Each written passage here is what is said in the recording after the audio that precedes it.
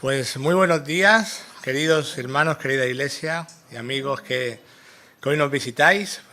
Pues sí, hoy tengo el privilegio de poder continuar con aquella serie que empecé hace ya meses, creo, sobre el Evangelio de Juan, que se llama la serie por título Conociendo al Creador. Hoy tenemos el cuarto mensaje.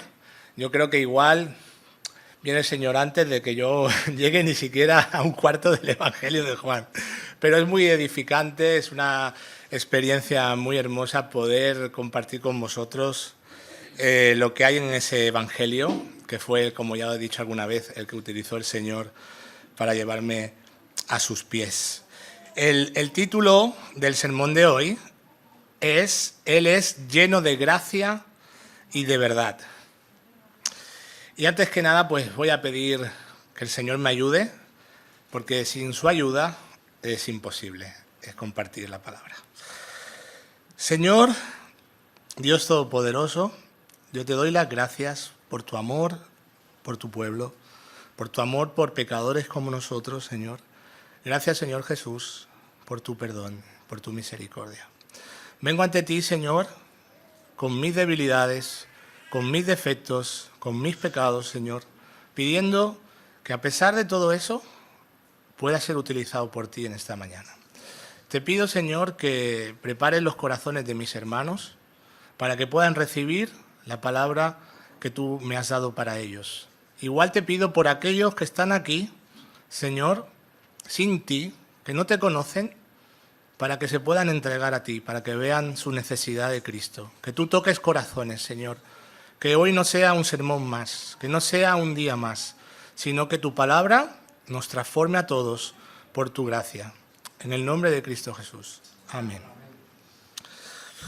Bueno, como hay tres sermones más, el que los quiera ver, voy a aprovechar para hacer publicidad de nuestro canal de YouTube. Allí están por listas todas nuestras enseñanzas. El que no esté suscrito, que entre y se suscriba y le dé a la campana para que le lleguen los avisos. Hoy vamos a empezar hablando de las falsificaciones. Y aunque muchos pensaréis, ¿qué tiene que ver las falsificaciones con Jesús? Os pido un poquito de paciencia, porque con la ayuda del Señor lo vamos a ver, qué es lo que tiene que ver. Vamos a empezar por definir qué es falsificar. Falsificar es alterar, imitar o crear algo con intención de engañar, como documentos, productos, dinero, información. Es un acto deliberado y suele ser un delito. Vivimos en la época digital, en la época que hay más información, en la época que hay más bulos, más engaños. Realmente hay que estar muy atentos porque no sabemos ni lo que vemos. Y ahora con la inteligencia artificial ni de los vídeos te puedes fiar. En los últimos años se han registrado diversos casos impactantes de falsificaciones relacionadas tanto con la salud como en lo espiritual. Voy a citar un par de casos. En España, Mario Rodríguez, tristemente, un joven con cáncer, falleció tras abandonar la quimioterapia y lo que el médico le había mandado, porque había encontrado un curandero que le ofreció un remedio alternativo. Este hombre, que hoy está en la cárcel, le recomendó pastillas de brócoli, porque con eso se iba a curar. Eso le costó la vida. Su historia revivió el debate, ¿no?, sobre estas terapias alternativas y la necesidad de que haya una regulación más estricta.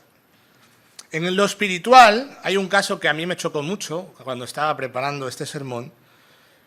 La secta llamada Heaven's Gate, o se podría decir, si mi inglés malo no me engaña, el portal del cielo. Fue una secta estadounidense, allí fundada por los años 70, por Marshall Applewhite y Bonnie Nettles. Ellos combinaban ideas religiosas con ciencia ficción. Decían que los cuerpos humanos eran solo vehículos, ¿no?, para ascender a un plano superior. Imaginaos qué locura. Esto tiene que ver mucho también con la nueva era. Tras la muerte de este hombre, lo que ocurrió, me he adelantado, se me ha saltado el de esto. Este fundador, el Applewhite, ¿qué fue lo que hizo? Engañó a la gente, y eran bastantes, ¿vale? Y les convenció que en 1997, que venía un cometa que se llamaba el Hale-Bopp, ¿vale?, que detrás de él venía una nave espacial. Y que ellos, con su cuerpo espiritual, tenían que hacer un ritual y que se iban a montar en esa nave y se iban a ir. Una locura. 39 miembros, incluidos el tal Applewhite, se suicidaron en una mansión de California. Lo hicieron en grupos, ingiriendo barbitúricos con alcohol, se colocaron una bolsa negra en la cabeza y se pusieron unas bambas Nike de color negro, como parte de su ritual meticuloso. El caso incomodó al mundo y se convirtió en uno de los claros ejemplos más trágicos del poder destructivo de las falsas creencias y de la manipulación mental. Esto nos hace pensar, ¿no?, de que podemos ser engañados incluso en áreas espirituales. ¿Y qué pasa si alguien, queriendo o sin querer, nos engaña, queriendo o sin querer, con la presentación del Evangelio? ¿Qué pasa, hermanos, si por sentimientos propios somos capaces de, intencionalmente o no, porque puede ser de las dos maneras, cogemos unas tijeras, vamos a la Biblia y quitamos lo que no nos gusta, hacemos un recorte? Y eso también lo podemos hacer con Jesús. Podemos coger la persona de Jesús y quedarnos solo con lo que nos gusta, y las partes que no nos gustan decimos, no, eso no me interesa. Nuestro corazón es una fábrica de ídolos y tenemos una capacidad innata de crearlos, ya sea por influencia de terceros o por nuestros propios sentimientos. Y hay una realidad. En la Biblia lo que tenemos claro es que los ídolos nos pueden matar. Porque cuando nosotros ponemos nuestra confianza en algo que es falso, ¿no? ¿Qué le pasaba al pueblo de Dios? Ellos confiaban, en vez de creer en el Dios vivo, poner su confianza en el Señor, adoraban a Asherá, a Baal y toda esa cosmovisión pagana que al final los llevaban a apartarse de Dios y, en la mayoría de los casos, a morir en condenación. Entonces, tenemos que tener cuidado, porque si nosotros cogemos al Señor y su palabra, la distorsionamos, la mutilamos, vamos a crearnos una imagen de Dios hecha a nuestra imagen y semejanza, no al Dios de la Biblia. Tenemos que tener ese cuidado y hacer un esfuerzo, ¿no? Porque a veces vemos pastores en internet, eso Rafael en el discipulado lo ha hablado mucho, ¿no? De que nos gusta picotear de todos lados, seguimos a los pastores de internet antes que a los de la casa, antes que ir a preguntar a nuestros pastores, creemos a cualquier vídeo de internet, seguimos a gente que dice que ha conocido a Dios, pero nosotros que tenemos la Biblia no la leemos, no nos llenamos de la... Y tenemos las mismas posibilidades que cualquiera de entender la palabra, porque el Espíritu Santo nos va a guiar. Pues hoy traigo esa meditación, ¿no?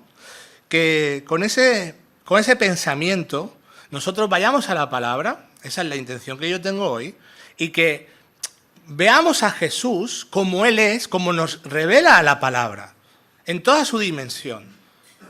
Y que eso nos alimente y que podamos desechar las ideas que, queriendo o sin querer, se hayan podido alojar en nuestra mente sobre el Señor.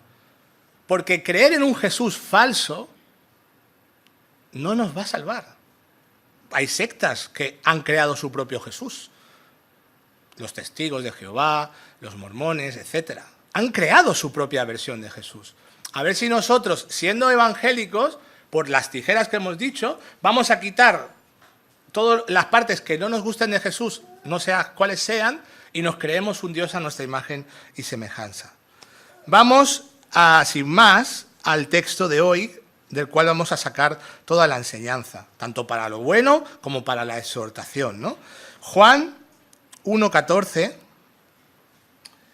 nos dice: y aquel verbo fue hecho carne, y habitó entre nosotros, y vimos su gloria, como del unigénito del Padre, lleno de gracia y de verdad. Vamos a recordar un poquito sobre lo que venimos atrás, sobre la serie, ¿no? Que en los versículos del 1 al 13, Juan ya nos ha presentado a Jesús como Dios igual al Padre, teniendo una intimidad única. Dice que el Verbo estaba cara a cara con Dios. Jesucristo es el creador de todas las cosas. Él es la luz del mundo, el que da vida a todo y a todos. Que vino a este mundo con una misión muy concreta: salvar al hombre de la condenación eterna, restaurarlo, y a todos los que libremente lo aceptaron y creyeron en su nombre, les dio el derecho de ser hechos hijos de Dios. Hasta ahí hemos desarrollado en la serie, así como pasando como un cometa, ¿no? Como un rayo. Y ahora Juan nos lleva a un punto, entiendo yo, de clímax, donde lo intangible, lo que no se puede ver, porque Dios es espíritu, para nosotros cobra forma visible y muy especial en Cristo. Y aquel verbo fue hecho carne. Y qué importante es esta afirmación. Con ella Juan presenta una batalla a un nutrido, a un grupo importante de herejes, que vamos a pasar rápidamente por encima, ¿no? Pero los vamos a nombrar. Los gnósticos, con los cuales ya Juan estuvo luchando, negaban que Jesús, siendo Dios, pudiera asumir una naturaleza humana. Con esto quedan refutados. Los docetas afirmaban que Jesús solo aparentaba ser un hombre, pero que no tuvo un cuerpo real. Sería lo más parecido a un fantasma. Qué terrible, ¿verdad? Cerinto, que era contemporáneo de Juan, enseñaba que Jesús era un hombre común, sobre el que descendió el Cristo, el Espíritu Divino, en el bautismo, y que lo abandonó a la crucifixión, en la crucifixión. Así, según Cerinto, el Cristo divino no sufrió ni murió, solo Jesús el humano, ¿verdad? O sea, siempre intentando atacar a la persona de Jesús, siempre intentando atacar su divinidad o su humanidad. Pues no, Jesús es totalmente Dios y totalmente hombre, 100% de cada. Es un misterio, no lo podemos explicar, no lo podemos entender con nuestra mente, pero es así. El creador de todas las cosas asumió para sí una identidad humana. Añadió a su existencia el ser un hombre como nosotros, pero sin pecado. Por eso nos puede salvar. Es lo que llamamos en teología la unión hipostática, que es un término que, bueno, queda para los que les dé por estudiar. Nos conformamos con entender que Jesús es 100% hombre y 100% Dios. Dice la palabra en 1 de Timoteo 3:16, e indiscutible grande es el misterio de la piedad. Dios fue manifestado en carne, justificado en el Espíritu, visto de los ángeles, predicado a los gentiles, creído en el mundo y recibido arriba en gloria. Es maravilloso, es un misterio, ¿no? ¿Qué Dios tenemos que quiso, siendo Él todopoderoso, el que abarca todo el universo de punta a punta, se quiso hacer pequeñito, ¿verdad? Y se quiso hacer como uno de nosotros. Es uno de los grandes ataques de Satanás. Y otras cosas que hace el enemigo es hacernos creer, ¿no?, que Jesús es un buen maestro. ¿Lo habéis escuchado muchas veces? No, a la gente que no quiere entregarse a Cristo. No, Jesús no me parece mal, ¿eh? Él es un buen maestro. Él predicaba de la paz y del amor. Me cae bien Jesús. Yo lo he escuchado, ¿no? Entonces lo comparan con Buda, con Confucio, con Lao Tse, ¿no?, con gente así. ¿Y qué forma más sutil, qué forma más, ¿no?, fina de rebajar a nuestro Creador, a la altura de un buen maestro? Triste. Jesús es Dios asumiendo nuestra humanidad para hacer posible nuestra salvación por medio de la fe en Él, ya que infinita es nuestra deuda. Ningún sacrificio o buena obra nos puede salvar. Nada de lo que pueda hacer el hombre le puede hacer que se gane el cielo. Así lo dice Hebreos 10, del 1 al 5, ¿no? Que simplemente no lo vamos a leer, sino que el que quiera apuntarlo, el que esté tomando notas, que lo apunte. Hebreos 10, del 1 al 5, y que se lo mire en casa, ¿no? Lo que nos dice el autor de Hebreos respecto a lo que estoy desarrollando es que el sistema de sacrificios bajo la ley de Moisés era solo una sombra, era un anticipo imperfecto de la verdadera solución que vendría. Porque los sacrificios de estar cada año matando ovejas y cabras, ¿verdad?, nunca pudieron limpiar completamente a quienes adoraban. Porque si hubieran sido efectivos, no hubiera sido necesario ofrecerlos repetidamente y los adoradores no tendrían más conciencia de culpa.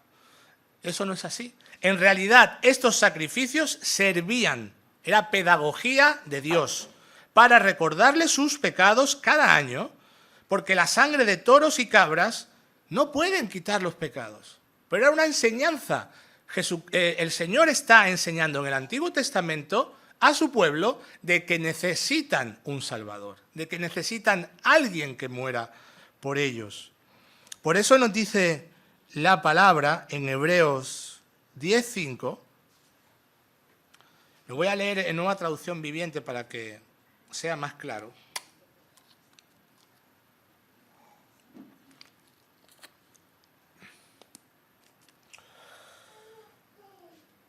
El Señor necesitaba ser Él el que muriera. Y Hebreos 10:5 nos dicen: por eso, cuando Cristo vino al mundo, le dijo a Dios: tú no quisiste sacrificios de animales ni ofrendas por el pecado, pero me has dado un cuerpo para ofrecer. Esto es muy profundo. Primero porque Cristo, siendo hombre, sujeto a nuestra debilidad, porque Cristo lloró, Cristo pasó sed, Cristo pasó hambre, pero Cristo no pecó. Él era sin pecado. Él es nuestro héroe personal. Fue tentado en todo, pero no cayó. Por eso Él puede ofrecerse por nosotros. Y la solución a este dilema está en Hebreos 9:14. Pues el Señor nos ayuda a entender este misterio esta mañana. Dice la palabra: cuanto más la sangre de Cristo, el cual, mediante el Espíritu Eterno, se ofreció a sí mismo sin mancha a Dios, limpiará vuestras conciencias de obras muertas para que sirváis al Dios vivo. ¿Veis? Yo quiero hacer énfasis en eso. El cual, mediante el Espíritu Eterno. El valor de Cristo es infinito. Cristo vale no solo por nosotros, por todo el mundo. Cristo vale más que toda la creación entera. Por eso su sacrificio es suficiente para salvar no solo la Tierra, a 1 millón de planetas salvaría el Señor Jesucristo, si hiciera falta. Ese es el corazón del Evangelio. Es algo hermoso. No podemos salvarnos nosotros mismos de ninguna de las maneras. Y aún si hubiese un hombre que pudiera jactarse de guardar la ley, cosa que es imposible, no podría, porque solo podría ofrecerse por sí mismo. Su alma no es infinita, su alma vale para él. Pero estamos hablando de una locura, de un ejemplo absurdo, de un oxímoron, ¿no? Algo que no tiene sentido. Solo Cristo puede salvarnos. Porque cientos y cientos son nuestros pecados. Si nosotros nos parábamos a contar, si nosotros fuéramos capaces de hacer memoria y apuntar desde que tenemos uso de conciencia todas las veces que nos pasamos haciendo voluntariamente el mal. Porque hay muchos grados, ¿no?, de pecados, lo sabemos. No podríamos pagar con 1000 vidas, y Jesús, con un solo sacrificio, nos hizo perfectos delante de Dios, nos justificó. Por eso, entre otras cosas, los religiosos de la época odiaban a Jesús, odiaban su persona, odiaban a su mensaje, porque aquella sociedad en la que Jesús vino, en su mayoría, habían comprado la mentira de que ellos podían guardar la ley. Ellos lo creían. Eso lo hemos hablado en otras ocasiones. Habían dividido la ley en 613, ahora no recuerdo bien el número, se me ha ido, 613 o 619 mandamientos. No podían, si era el sábado, no puedes cargar con una bolsa, no puedes cocinar. No, empezaron a sacar leyes absurdas, pero ellos creían que podían guardar la ley. Qué absurdo, ¿no? Y también habían comprado esa mentira de los sacrificios sacados de tono, pensando que matando 3 cabras, ya está. Y se olvidaban del corazón de la ley, que eso es lo que venía el Señor a enseñar. Todo apuntaba a Cristo. Cristo es el Cordero de Dios, el único sacrificio que puede cubrir nuestros pecados de forma efectiva y real. Dice Juan, prosigue, y habitó, ¿no?, entre nosotros. Es algo muy impactante, algo hermoso lo que hay ahí. En ese habitó, ese verbo, que es en griego, a veces sacamos palabras, ¿verdad? Es que no, en el griego original, se traduce por extender un tabernáculo. En algunas Biblias lo han traducido por tabernaculizó.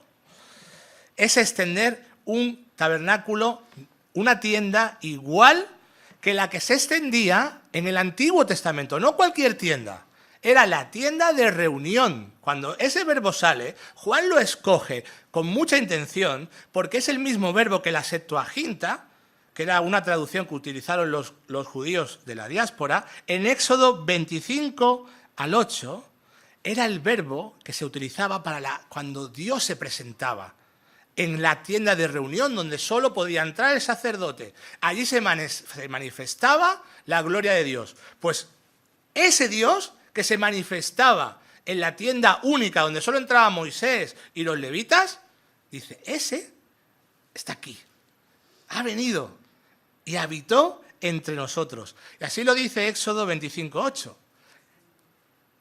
Y harán un santuario para mí y habitaré en medio de ellos. Es muy hermoso eso. Dios rompe todas las barreras. Dios acaba con la religión, con la religiosidad, con las normas humanas. Y rompe todo eso para venir a habitar entre nosotros, para cumplir sus promesas, para que sepamos que no estamos solos, en un mundo lleno de cambios, en un mundo que varía, donde tenemos miedo, donde todo parece tambalearse. El Señor vino para eso, para decirte, no estás solo. Tú no estás solo si eres mi hijo. Y si no me conoces, también he venido para ti. No estás sin Dios. Este mundo le pertenece a Él. Y por eso Él vino. Y dice Levítico 26, del 11 al 12.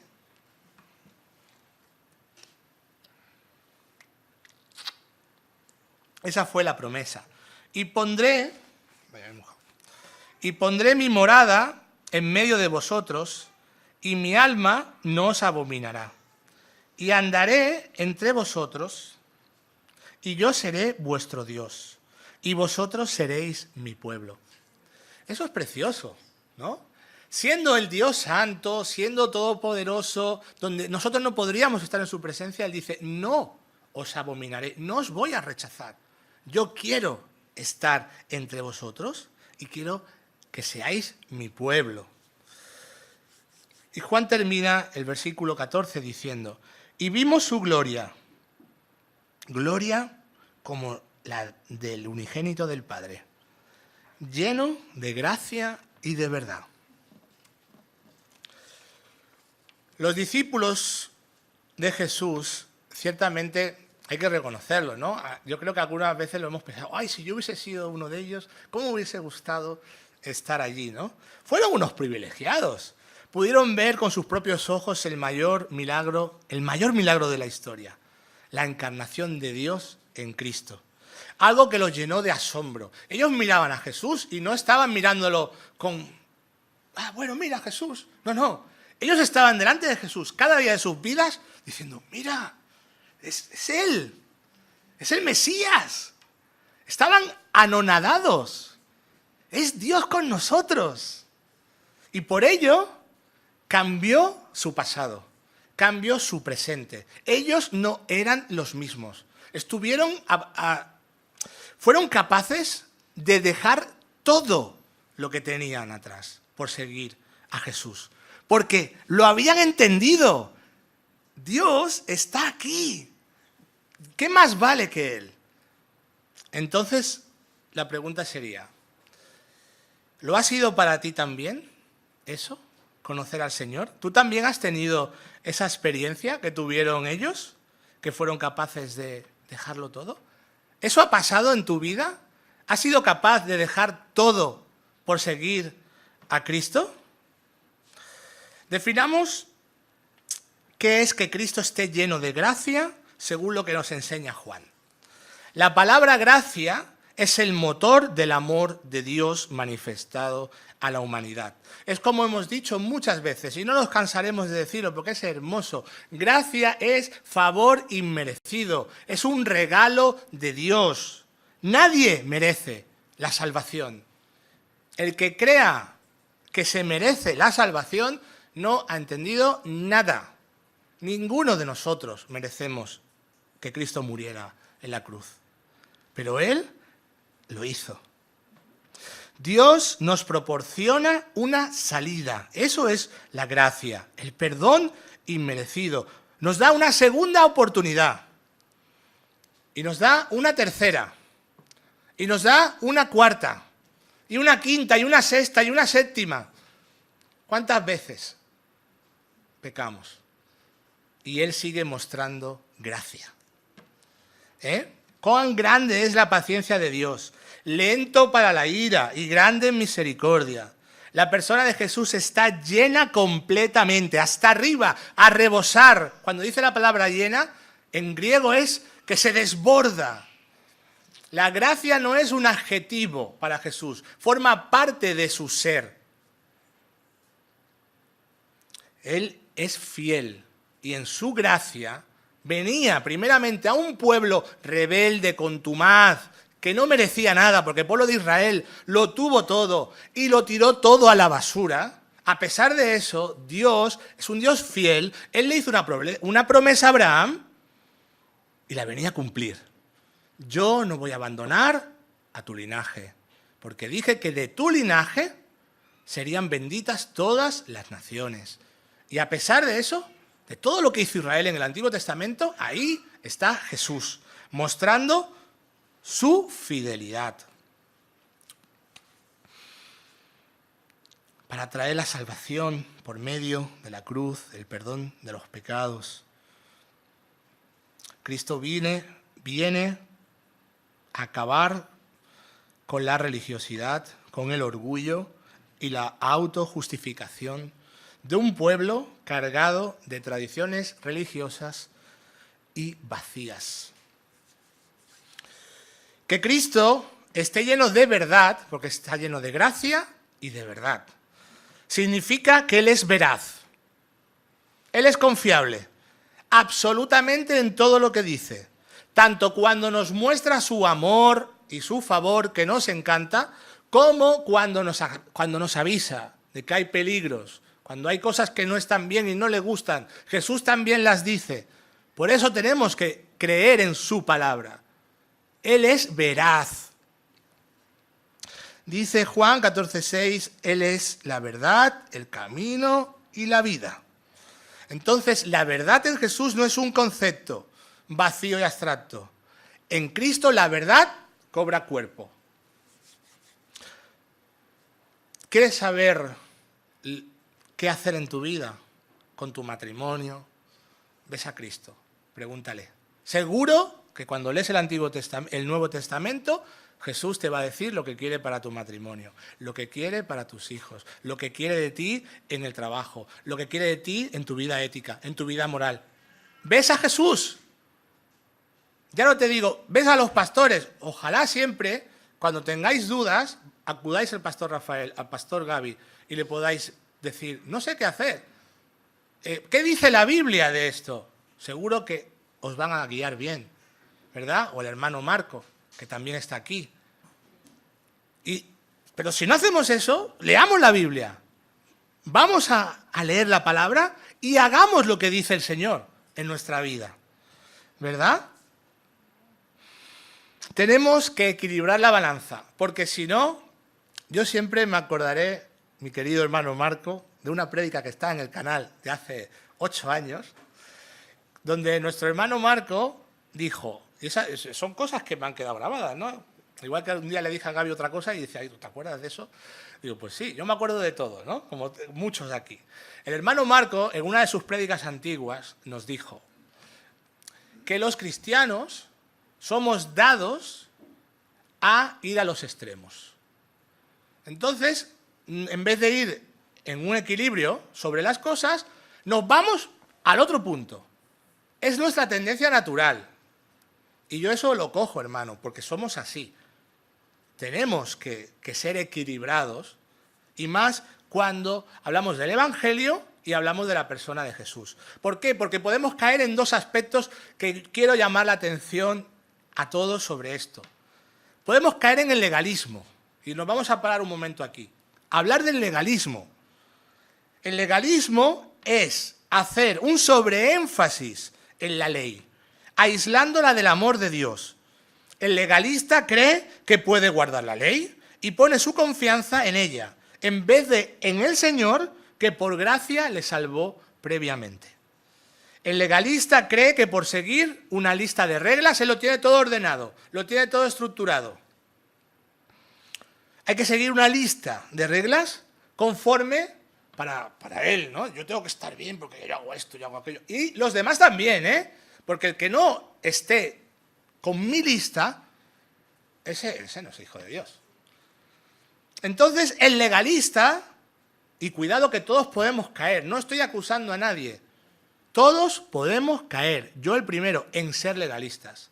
Porque a veces tenemos celo por el Señor, ¿verdad? Queremos hacer las cosas bien y le embarramos, ¿no? Entonces, el legalista te puede decir, oye, ir al cine está mal, eso es del mundo. Ir al teatro, ¿estás viendo series en la televisión? Toda la música que no sean alabanzas es música del mundo. Le ponemos esa etiqueta para acusar. ¿Entendéis? Al legalista le gusta acusar. Este no hace lo que yo entiendo que se tiene que hacer. Está claro que tenemos que filtrar lo que vemos. Sí, no podemos ver cualquier cosa por la televisión, ¿verdad? No podemos ver cosas que nos alimenten la carne. No debería de ser así. Deberíamos de tener un cuidado en lo que vemos, en lo que escuchamos, escuchar cosas, ¿no? Dice la palabra, hay un mandamiento, pensad en todo lo bueno, en todo lo justo, en todo lo que sea de buen nombre, en esto pensad. Entonces nuestro llamado es a ocuparnos en cosas que nos traigan buenos pensamientos. El legalista mide el ancho y largo de la falda. Incluso hace de todo esto, de lo externo, una regla más. No uses pantalones, no te maquilles, no uses tinte para el pelo. Y es cierto que los cristianos, en general, estamos llamados a vestir bien. La mujer cristiana, igual que el hombre, tenemos que vestir bien, o sea, con piedad, ¿no? Eso no significa que la mujer no se pueda arreglar. ¿Quién ha dicho eso? La mujer se puede arreglar y tener una belleza en Cristo, como nos dice la palabra, piadosa. se ha de decir todo. Yo sé que esto a veces a quien no le gusta escucharlo, pero es necesario. Es una batalla que siempre se ha de pelear, ¿no? El legalismo es querer poner nuestra confianza en el esfuerzo humano para ser salvo en vez de la gracia del Señor, el cual ha sido el único que ha sido capaz de cumplir la ley. El único. Y por amor nos ofrece el perdón. El legalismo mata el evangelio. Tenemos que huir del legalismo con todas nuestras fuerzas. Porque a veces podremos parecer francotiradores, ¿no? Hoy el Gaby hacía un poco alusión a esto. ¿Por qué hacemos las cosas? ¿No? Hay veces el Señor nos conecta sin querer, ¿no? O queriendo. Somos francotiradores.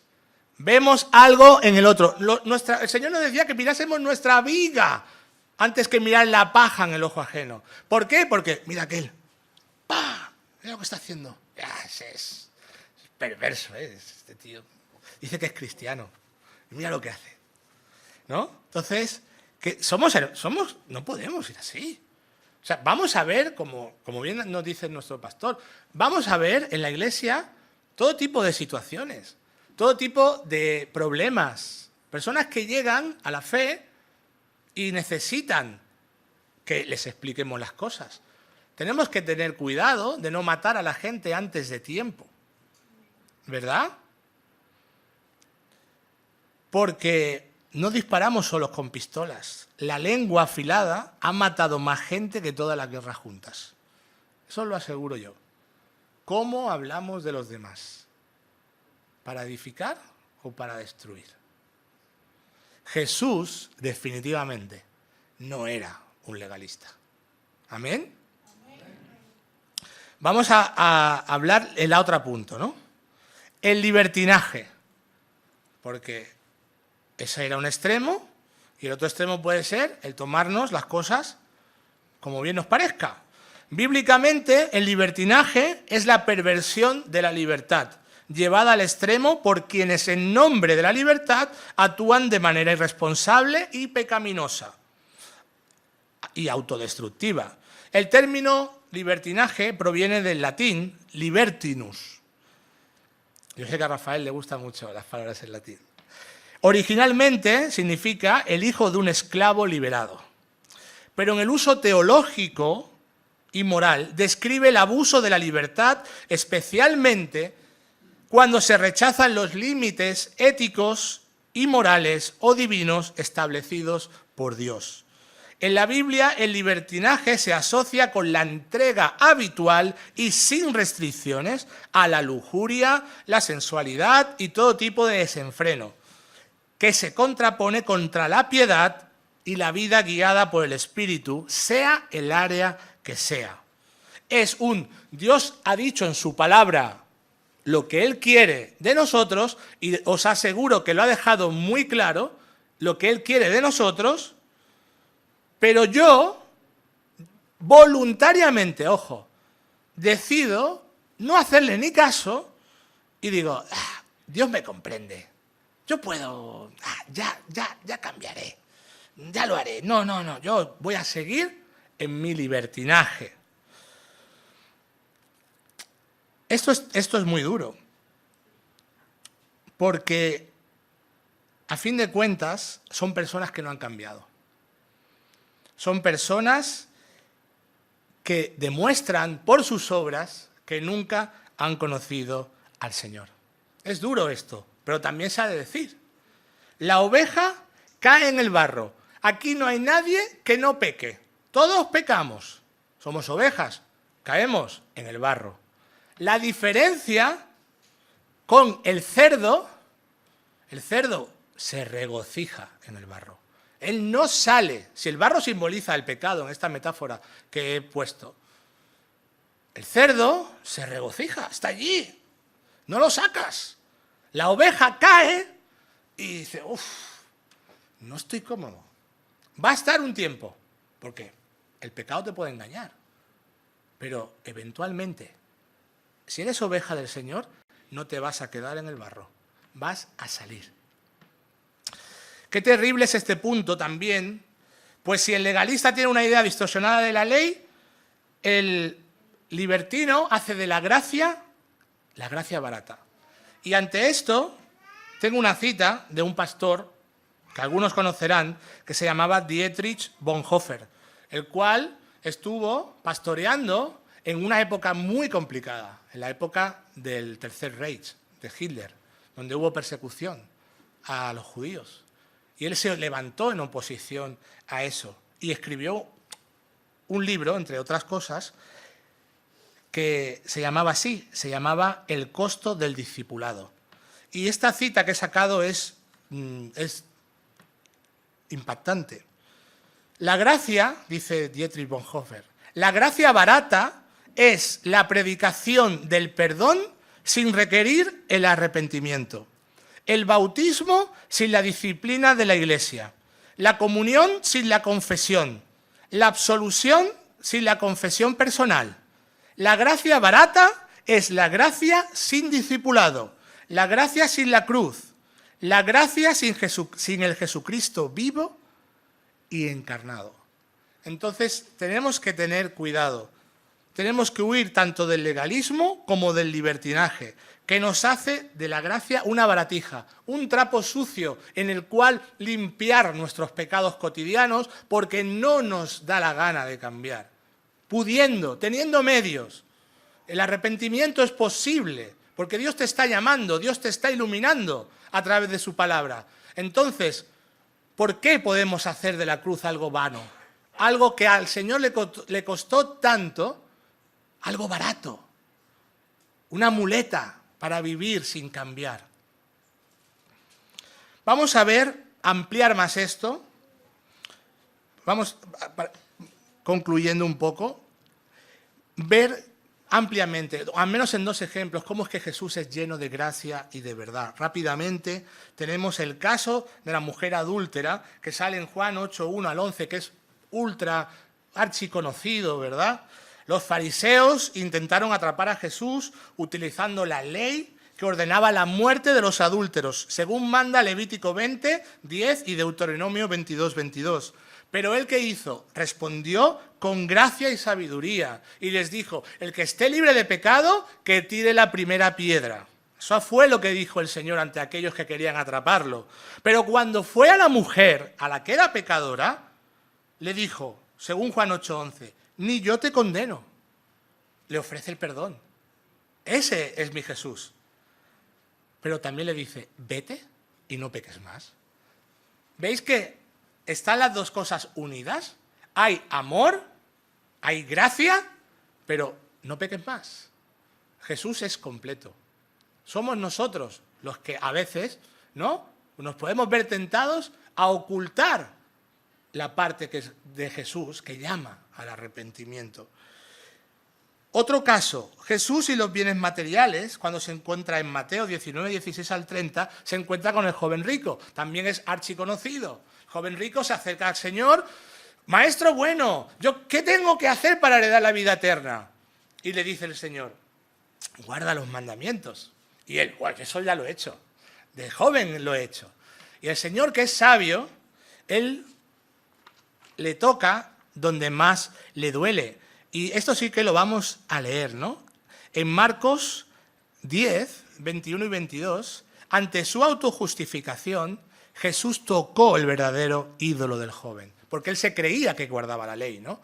Y le dice, Jesús entonces mirándole le amó, hay que quedar claro, le amó, y le dijo, una cosa te falta, anda, vende todo lo que tienes y dale a los pobres y tendrás tesoro en el cielo. Y ven y sígueme tomando tu cruz. ¿Veis que Jesús le está amando? El joven que decía amar a Dios no pudo renunciar a su amor por el dinero. Jesús nos muestra que el verdadero amor también confronta con la verdad. El joven rico eligió mal, prefirió sus bienes antes que a Dios y con ello perdió lo eterno. Pero no podrá decir el día del juicio que no tuvo la verdad delante y que no tuvo la posibilidad de salvarse. Nosotros tenemos que ser así.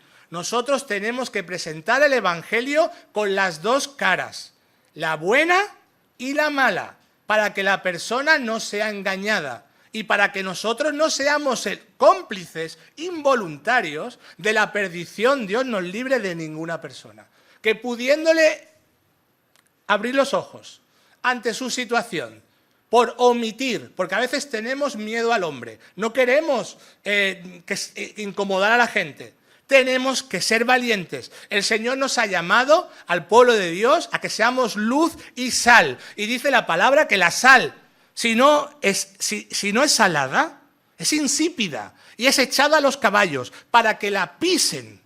Eso dice el Señor. Entonces, si nosotros no somos capaces de decirle la verdad a la gente con amor, primero amor, pero la verdad es verdad, aunque duela. Eso es la mayor muestra de amor es esa, porque eso es lo que hizo el Señor. El Señor dice, le amó, y por cuanto le amó, le dijo la verdad. Cristo y su opinión del arrepentimiento para vida. El Nuevo Testamento tiene en sus páginas aproximadamente 35 versículos que nos advierten tanto del castigo eterno como del infierno de forma literal. 35. Solo los 4 evangelios, el Señor Jesucristo llamó al arrepentimiento 28 veces, tanto de forma implícita como explícita. Y así empezó su ministerio. En Marcos 1:14, 15, dijo el Señor que después de que Juan fuera encarcelado, Jesús vino a Galilea predicando el evangelio del reino de Dios, diciendo, el tiempo se ha cumplido y el reino de Dios se ha acercado. Arrepentíos y creed en el evangelio.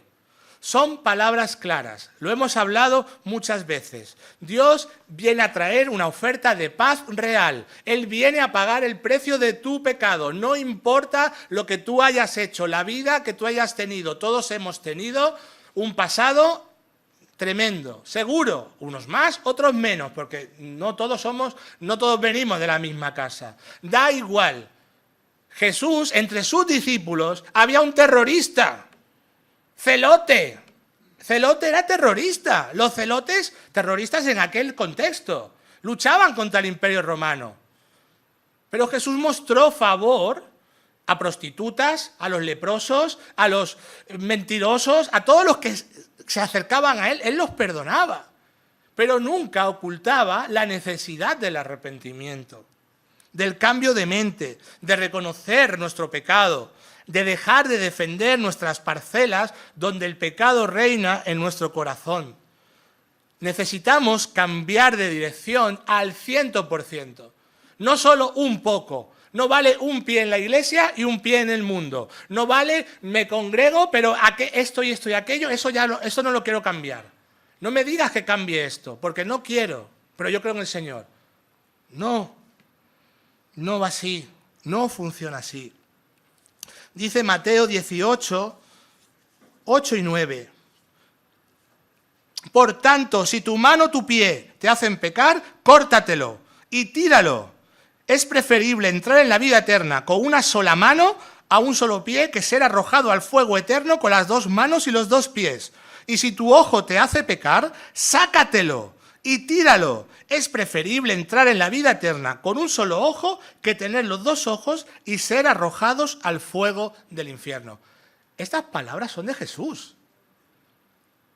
Tenéis que entenderlo. Jesús nos ama, pero Él no ocultó nunca la verdad del peligro que corremos de querer compatibilizar una vida de fe con la del pecado. Está hablando de forma metafórica, es una hipérbole, es una exageración. ¿Por qué? Porque estaríamos todos mancos y tuertos aquí, seríamos una iglesia de mutilados. No es así, ¿vale? Hay que tomar sus palabras en su justa medida. Para nosotros cortarnos la mano puede ser dejar de ir al bar. Arrancarnos los ojos puede ser dejar de ver películas donde se ve sexo explícito, ¿verdad? cortarnos la mano es identificar cuál es tu pecado, cuál es tu área débil y voluntariamente poner de tu parte para que eso no funcione. Deshabilita las áreas donde sabes que vas a pecar, porque puedes hacerlo. Tienes poder en ti, el Espíritu Santo está contigo. Entonces utilízalo. Ves al Señor, clama, Señor, tengo mi debilidad aquí. Ayúdame. El Señor te va a ayudar.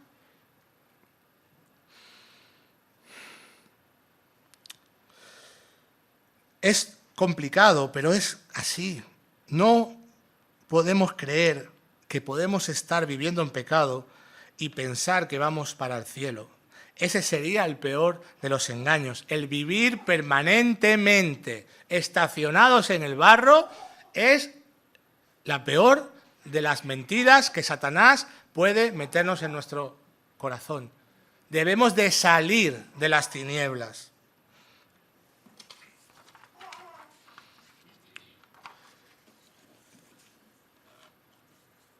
Tenemos que salir. El Señor nos llama a una vida nueva, de esperanza, a una vida de entrega. Él lo dio todo, y si Él lo dio todo por nosotros, ¿por qué no podemos valorar ese sacrificio? Hoy hablaba con Gaby. Sabemos que estamos en un contexto de guerra, tristemente. A nadie le alegra eso.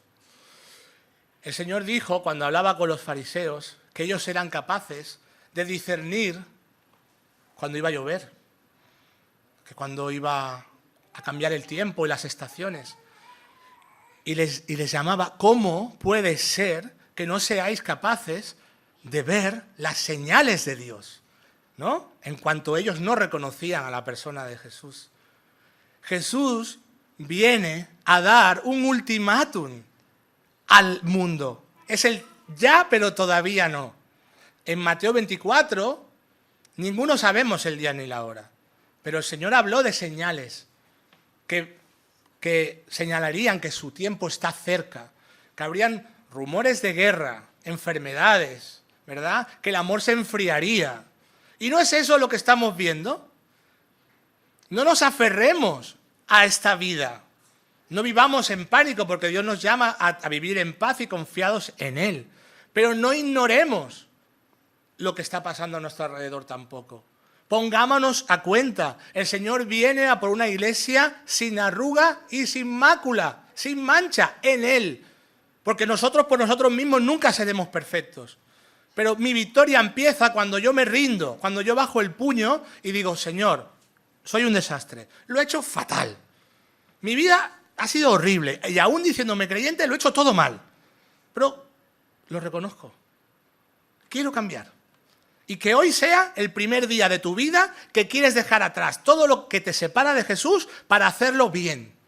Que hoy sea ese día. Que no salgas de aquí, hermano, ya te estás tardando, que queremos ir a comer. No. Pensar en esto. Llevároslo para casa. Nos dice Apocalipsis 22, para concluir, en Nueva Traducción Viviente, de lo que dice el Señor al respecto esta mañana. Si tú estás aquí sin Cristo, hoy es el día de salvación para ti. No es mañana, no, es hoy, porque tú no sabes lo que pasará mañana. Si están cayendo bombas por ahí que no sabemos ni qué va a pasar. ¿Qué va a pasar mañana? ¿Quién puede asegurar que va a estar dentro de un año? Es hoy. Si tú estás sin Jesús, hoy es el día de que salgas de aquí entregando tu vida a Cristo. Y si estamos en desorden, es el día de reconocerlo y de saber que Jesús quiere restaurarte y otra vez hacerlo nuevo en ti. Dice Apocalipsis 22, para su iglesia y para el que escucha, que no tiene al Señor. Miren, yo vengo pronto y traigo la recompensa conmigo para pagarle a cada uno según lo que haya hecho. Yo soy el alfa y la omega, el primero y el último, el principio y el fin. Benditos son los que lavan sus ropas. A ellos se les permitirá entrar por las puertas de la ciudad y comer del fruto del árbol de la vida.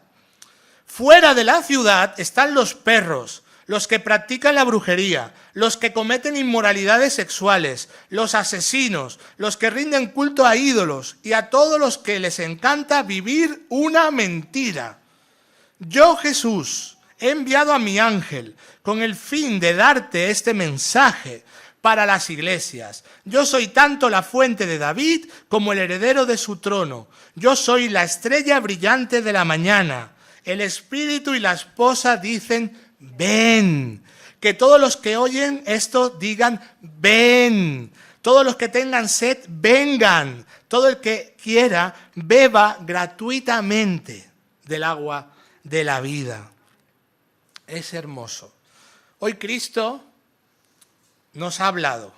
Yo he intentado, con mis debilidades, intentar mostrar ese equilibrio que tenemos que tener. De que Jesús es lleno de gracia y de verdad. Y que no desechemos nada. El cielo está abierto de par en par para todo aquel que crea, se arrepienta y crea en Él.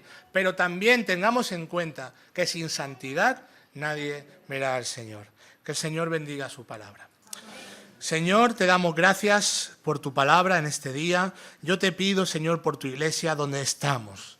Te pido por Ciudad Meridiana, Señor, que tú obres con poder en nuestras vidas. Queremos ser transformados, queremos ser cambiados. Señor, destruye nuestro orgullo, destruye nuestra altivez, todo aquello que nos separa de ti. Señor, haznos ver nuestras áreas oscuras, ilumínalas para que podamos arrepentirnos. Y yo te pido, Señor, por aquellos que están aquí sin ti, los que no te conocen, que también los ilumines para que vean su necesidad y no salgan de aquí sin entregarse a ti, Señor. En el nombre de Cristo Jesús. Amén.